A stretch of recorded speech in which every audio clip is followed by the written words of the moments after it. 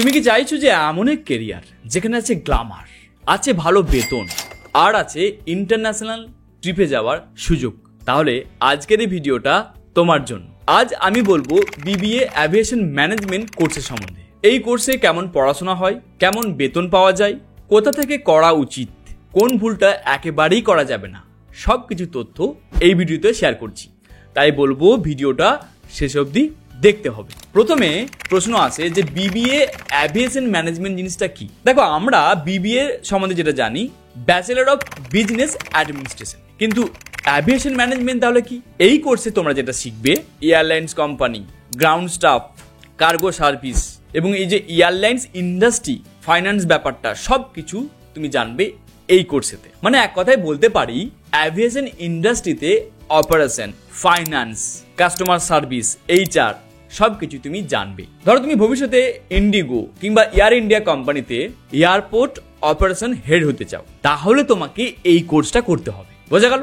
এবার আসি যে এই কোর্সে কি শেখানো হয়, সিলেবাস কি আছে। দেখো, এই কোর্সটা 3 বছরের হবে। সিলেবাসের কথা যদি বলি আমরা, principal of management, aviation operation, airport customer service, air traffic control, basic aviation law and regulation, marketing, HR ইত্যাদি তোমাকে পড়ানো হবে এই 3 বছরে। এক্সট্রা তুমি যেটা পাবে, অ্যাভিয়েশন ইন্ডাস্ট্রি মানেই তোমাকে কিন্তু স্পোকেন ইংলিশটা ভালো হতে হবে, আর এটা কিন্তু তোমাকে শিখিয়ে দেবে।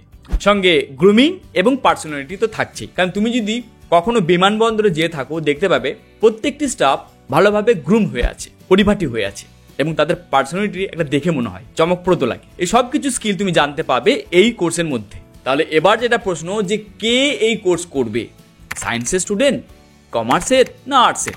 দেখো, 3টে স্ট্রিমের স্টুডেন্টরা কিন্তু এই কোর্স করতে পারবে, তবে উচ্চ মাধ্যমিকে ন্যূনতম মার্কস থাকতে হবে 50%। কিছু কিছু কলেজ আছে যেখানে এক্সামের মাধ্যমে এন্ট্রান্স দেয়, তবে বেশিরভাগ কলেজে তোমরা ডাইরেক্ট অ্যাডমিশন পেয়ে যাবে তোমার যদি 50% মার্কস থাকে। তবে এতটুকু বলবো, একটু স্পোকেন ইংলিশে ভালো থাকা প্রয়োজন আছে। এখানে তুমি একটু বাড়তি অ্যাডভান্টেজ পাবে। যদি না জানা থাকে অসুবিধা নেই, শিখে নেবে। এখানে আরেকটি কথা অ্যাড করব, যাদের ইন্টারেস্ট আছে hospitality, travel industry, airline industry, তাদের জন্য এই কোর্সটা ভালো হবে। যদি মনে হয় যে আমার এগুলো ভালো লাগে না, তাহলে বলবো এই কোর্স তোমার কোনো কাজে আসবে না। এবার আসি চাকরির সুযোগ এবং বেতনের কি অপশন আছে। এই কোর্স করলে বিভিন্ন পদে তুমি এখানে জয়েন করতে পারো, যেমন airport ground staff, cabin crew manager, cargo executive, airline ticketing staff, customer service officer, aviation operational head. আমরা যদি স্যালারির কথা বলি, 25,000 থেকে শুরু করে যেমন যেমন তোমার পোস্ট হবে তোমার স্যালারিটা হাই হবে। যেমন তোমার যদি অপারেশনাল হেড হিসেবে তুমি জয়েন করো, সেখানে তোমার স্যালারি হবে 50,000 প্লাস।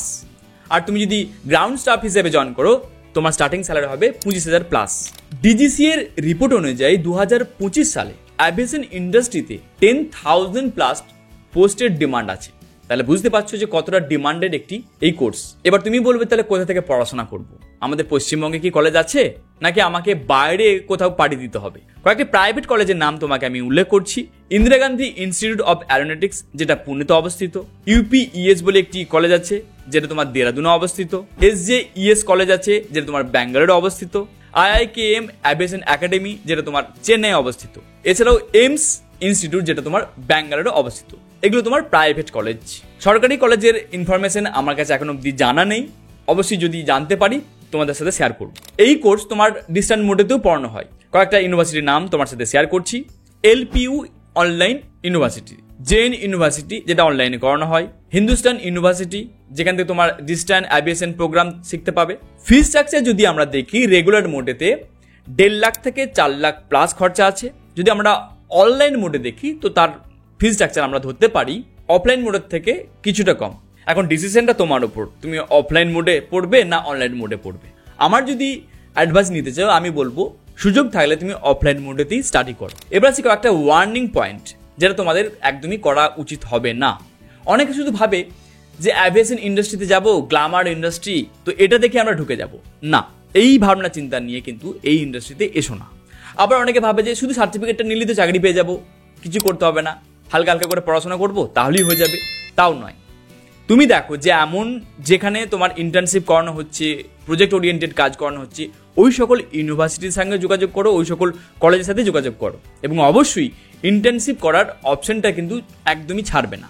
এটা না করলে কিন্তু পরবর্তীকালে চাকরি পাওয়াটা ইম্পসিবল হয়ে দাঁড়ায়। ফিউচার গ্রোথ যদি আমরা দেখি, বা যদি আমরা অনেকে বলে যে অ্যাব্রোডে কিভাবে এখানে অপশন করতে পারি, সেই ক্ষেত্রে বলবো এই কোর্স করার পর তোমরা MBA ইন অ্যাভিয়েশন নিয়ে পড়াশোনা করতে পারো, কিংবা লজিস্টিক নিয়েও পড়াশোনা করতে পারো, কিংবা তোমরা MBA নিয়ে ট্যুরিজম নিয়েও পড়াশোনা করতে পারো, এবং পরবর্তীকালে IATA সার্টিফিকেট নিয়ে ইন্টারন্যাশনাল জবের জন্য অ্যাপ্লাই করতে পারবে, যাতে তুমি UAE, সিঙ্গাপুর, কাতার মতন এয়ারলাইন্সে চাকরি পাবে, যেটা বলা যেতে পারে যে আমাদের ইন্ডিয়ান স্টুডেন্টদের জন্য গোল্ডেন অপরচুনিটি। তাহলে কি ভাবছো, BBA অ্যাভিয়েশন শুধু যে একটা কোর্স তা নয়, এটা আমরা বলতে পারি যে পরবর্তীকালে ফিউচার ডিমান্ডিং একটি কোর্স।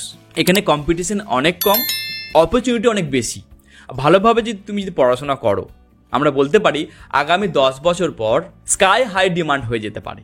ভিডিওটি কেমন লাগলো অবশ্যই কমেন্ট করে জানিও। এরকম কেরিয়ার রিলেটেড ভিডিও পাওয়ার জন্য আমার চ্যানেলটি সাবস্ক্রাইব করো। পরের ভিডিওতে আবার দেখা হবে। Thank you very much.